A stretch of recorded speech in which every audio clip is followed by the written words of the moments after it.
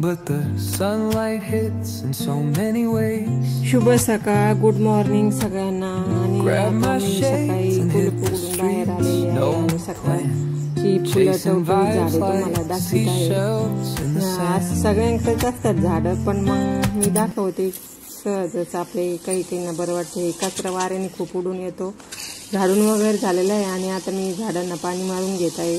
सकाळीच नळीने पाणी मारून घेते, अंगणात पण आणि झाडांना पण. फ्रेश वाटतं एकदम पाणी मारल्यानंतर. सडा वगैरे झाल्यानंतर आता करायचे आहे आपल्याला देवपूजा वगैरे ते, पण आता पाण्याचाच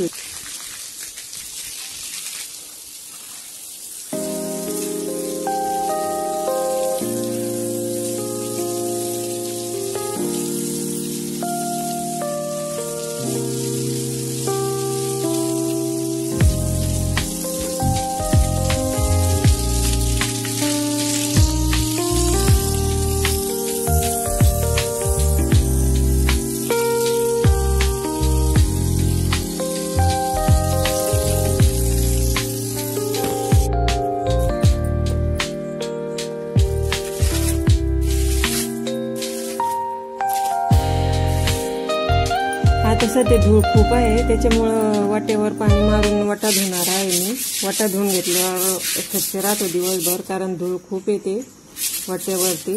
आणि मग आधी पाणी मारून घेतलं आणि मग झाडून स्वच्छ करून घेतला का आंघोळ वगैरे करून व्यवस्थित सुकून जातो वाटा.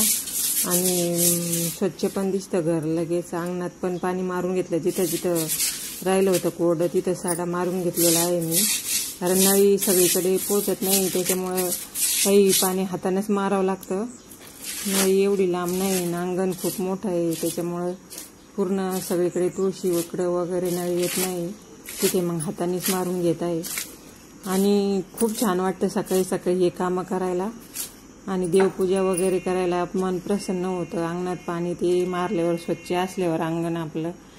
देवपूजा वगैरे करून घेत आहे मी आता. दिवा विवा लावून हे पाण्यात असल्यामुळे एकदम टवटवीत टाकून ठेवतो. आणि आता तर पाण्यात जाणार आहे मी ती पाणी फेकायला आणि फुलं वगैरे पण तोडून घेऊन येणार आहे मोगऱ्याचे.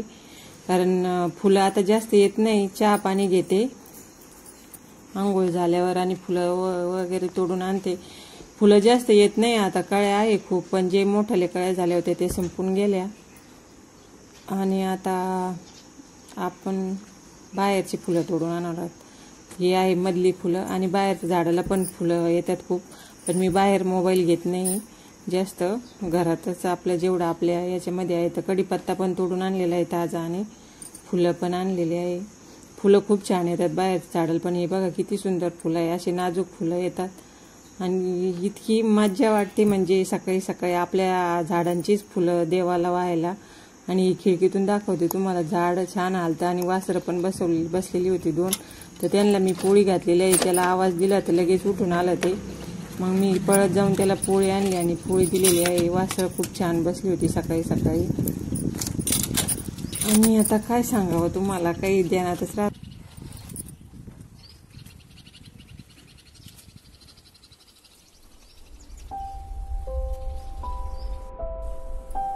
श्री स्वामी समर्थ, श्री शिवाय नमस्तुभ्य असा मी जाप करत असते देवासमोरचा. आपला रोजचा 2-3 माळे वगैरे असतात, पण ते मी काही जास्त दाखवत नाही, कारण व्हिडिओ खूप लांब होतो.